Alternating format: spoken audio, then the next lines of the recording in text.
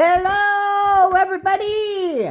This is Mickey Lynn Larson-Olson, aka Q Patriot, January 6th, inmate 376303. And today I am making Hawaiian sweet rolls. I made some a week or two ago that turned out absolutely amazing. But I wanted these to be a little bit more on the coconut side, and so you do put 1 cup of pineapple juice, which makes it sweet. But I always just go and basically ask ChatGPT, or I go to Google and I just say what I want. So I wanted a recipe for Hawaiian sweet rolls with coconut oil and butter with freshly milled hard white wheat, and so that is what I am making. But yeah, that has been a game changer for me, just to be able to go to Google and tell Google what I have on my mind and get ideas. And all recipes are a jumping off point for me. I don't stick to any recipes other than my cookies. I don't really change too much on my cookies, although I am using better ingredients, healthier ingredients these days. So, but what I do is I use them as a jumping off point, but also the more I am using freshly milled flour, I have a Nutri-Meal, the Nutri-Meal Harvest. It's amazing. I absolutely love it and use it quite a bit. Matter of fact, I use it so much, I'm going to have to give me some more of my hard white wheat, which is what I used for this particular recipe. And so one thing I do that, like all the recipes, they'll say, like with the instant, they'll say put the instant yeast. Well, I still prefer to make sure my yeast is good, so I'll always, off to the side, I will put just a little bit of water. And today I used like 2 tablespoons of water. I get them up to between 105 to 110 degrees and put a little bit of honey because your yeast needs to have something to eat. So honey or sugar or baking soda is good for that. And yeah, and so I let it sit like about 10 minutes until it gets frothy. You could probably do 5 minutes, but I usually do 10 minutes. But I prefer to do it like that. So sometimes what happens is, because you're adding extra liquid, I'm adding extra liquid.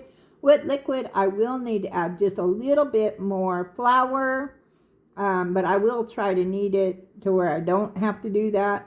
Another thing, when you're using freshly milled flour, that is very, very important, because they're much thirstier than the fake crap you get at the stores, that bleached crap, that enriched crap, which just basically means they've taken out the nutritious part that God put into the wheat, and they put in crap in its place. So don't take this down, YouTube.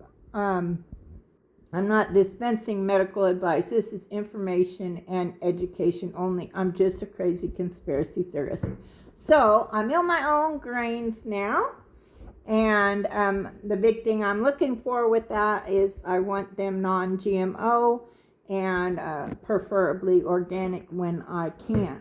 And so that's what I got. And you can see when you know it's pretty much almost done is when it is already swept it off the walls. So when it's done that, it's pretty much, I have to give it a couple more minutes because I'm not yet able to do the window pane test, which basically means you can see through it a little bit. So I'm going to go ahead for probably a couple more minutes until I can do that window pane test, which means that my dough is ready. And then I will cover it up. You can do that however you choose to do it yourself. I'm probably just, I have a lid that comes with my Bosch mixer that I'm so grateful for.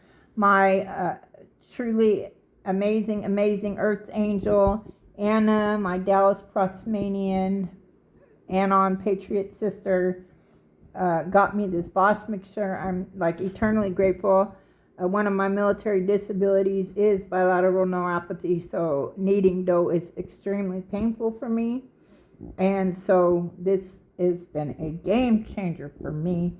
And I am loving baking. I just made some Hawaiian sweet rolls about a week or two ago, and they were phenomenal. But I wanted a little bit more coconut flavor, so I went ahead and this recipe called for coconut oil and butter. 1/4 cup of butter and I think 1/4 cup of coconut oil. Anyway, I just asked ChatGPT, and I use that as a jumping off point for all my recipes, except for my cookies. I don't stray away other than I'm improving the ingredients, healthier ingredients, but other than that, I don't mess with that.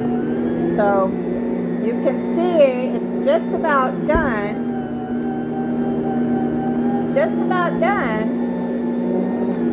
And it's like wiping up, it's like grabbing all that. So I ended up, because I added more liquid to it, I did end up adding a couple more tablespoons of the flour.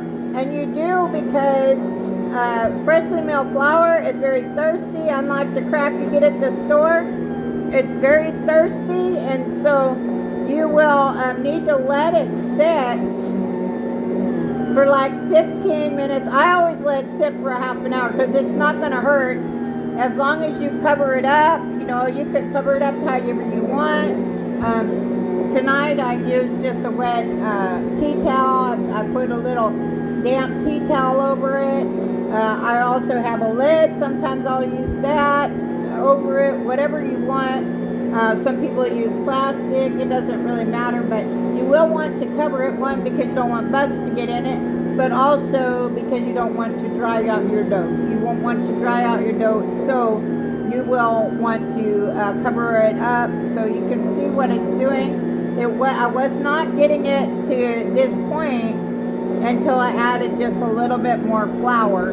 So I've been doing this for a bit now, and so I pretty much know how it's supposed to react.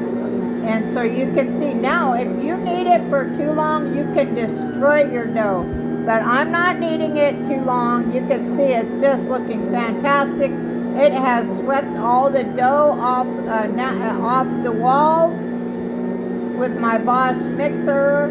Now, when I have bigger recipes like this, I prefer to use my stainless steel bowl. But it works better for some recipes with the plastic bowl.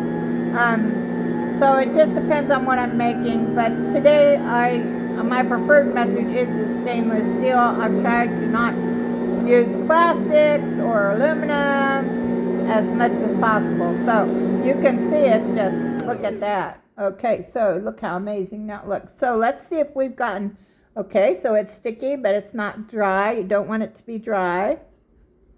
And what we're doing is I'm trying to see if it passed the window pane test, okay? And the window pane test is basically you're trying to see if you can see through it like a window. You see that? Can you see that? You see it's like you can see through it. Now you don't want it to be to where it breaks apart, but if you pull it too hard, it's obviously going to break apart. So you'll just want to do your window pane test very gently, but in time you kind of can feel it, and you can kind of feel it, and you'll know that when it's ready. And I feel like it's very much ready right now. It feels amazing, looks amazing. Look at that. That's freshly milled flour, and that will be those will be some Hawaiian sweet rolls here in just a bit. It has passed the test. I'm just going to pull just a little bit here. I want to show you what it looks like, but you do have to pull it gently, because obviously if you don't, it is going to break no matter what, okay? So you can see that. It's like a window pane, right? And just see it. So that's what I'm doing right now.